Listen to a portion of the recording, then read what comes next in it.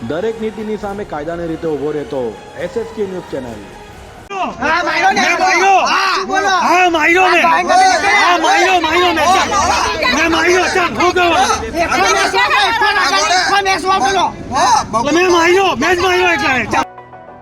સુરત જિલ્લાના ઓલપાડ તાલુકાના કુંડસદ ગામના પટેલ સમાજના લોકો દ્વારા આદિવાસી સમાજના લોકોને વારંવાર હેરાનગતિ કરાતી હોવાના આક્ષેપ સાથે આવેદનપત્ર અપાયું હતું।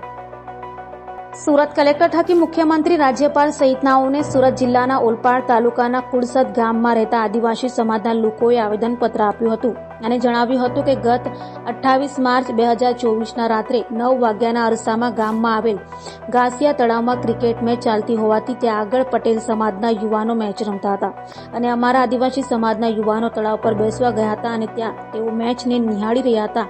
ત્યારે આ મેચ દરમિયાન રજનીકાંતભાઈ જગદીશભાઈ વસાવા જેઓ તળાવની પાળા પર બેઠા હતા ત્યારે તેમના પાસે બાઉન્ડ્રી લાઇન પર બોલ આવ્યો હતો અને ગામના હિરેનભાઈ અરવિંદભાઈ પટેલ બોલ લેવા આવ્યો હતો અને રજનીકાંત વસાવાને જાતિ વિષયક અપશબ્દો કહી બોલ ફેંક અને મારા ત્યાં કામે નથી આવતો તેવું કહી જાતિ વિષયક અને મા બહેનોની ગાળો આપી હતી।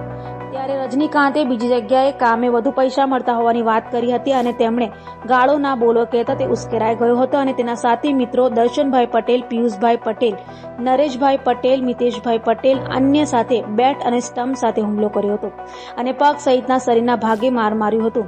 ત્યારે ગામની અન્ય યુવાન વિજયભાઈ વસાવા તેમને છોડા વચ્ચે પડતા તેને પણ ગામના પટેલો દ્વારા જાતિ વિષયક અભદ્ર ટિપ્પણી કરેલ અને નાલાયક ગાળો આપી ગામના અન્ય પટેલ સમાજના યુવાનોના ટોળાને હથિયાર સાથે બોલાવ્યા હતા। ત્યારે તળાવના બીજી સાઈડ પર આદિવાસી સમાજના અન્ય યુવાનોમાં સુનિલભાઈ વસાવા અને સુરેશભાઈ મંગાભાઈ વસાવા બેઠા હતા। તેઓએ આ બબાલને જોતા 100 નંબર પર ફોન કર્યો હતો।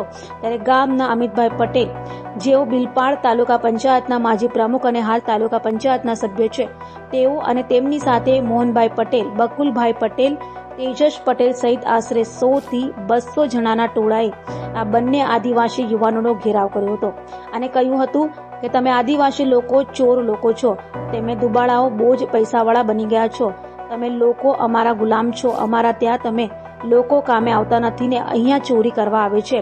આજે તમે લોકોને અમારા પટેલોનો પાવર બતાવી દઈશું, સરકાર પણ અમારી છે, તમે લોકોને ખોટા કેસોમાં ફસાવી દઈશું, તમે લોકો અમારું કંઈ ઉખાડી નથી લેવાના અને અભદ્ર ટીકા ટિપ્પણી કરી હતી। ત્યારબાદ ગામના તમામ આદિવાસી ભાઈઓ અને બહેનો ગ્રાઉન્ડ પર આવી ગયા હતા।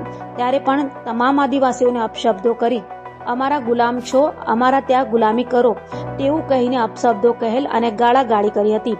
અમારા ગામમાં પટેલ સમાજના લોકો દ્વારા વારંવાર આદિવાસી સમાજના લોકો જોડે ઘર્ષણ કરાય છે।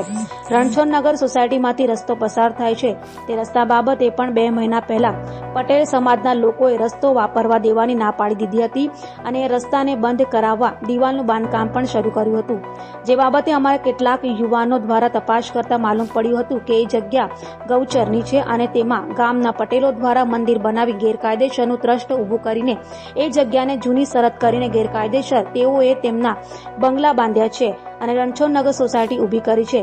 તેમજ ગરીબ આદિવાસીઓને સુડા આવાસની ફાળવણી થઈ છે તે ઘેરોનું બાંધકામ પણ થવા દેતા નથી। વારંવાર તે આવાસોનું બાંધકામ અટકાવવા પ્રયાસો કરતા આવ્યા છે।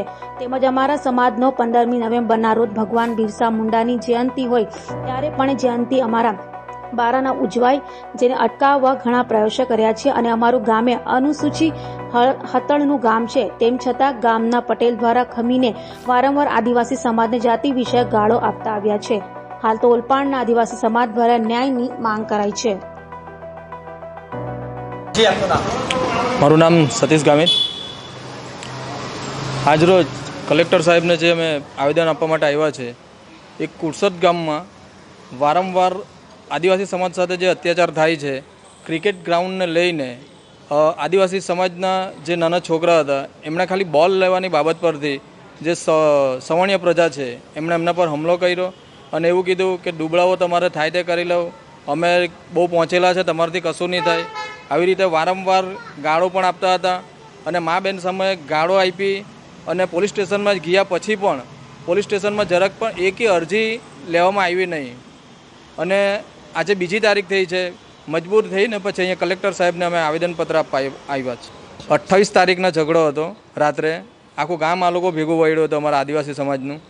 તો પણ એમણે એમ કીધું કે અમારી સત્તા છે, તમે થાય તે કરી લો, કશું નહીં થાય તમારું. દરેક નીતિની સામે કાયદાની રીતે ઊભો રહેતો SSK ન્યૂઝ ચેનલ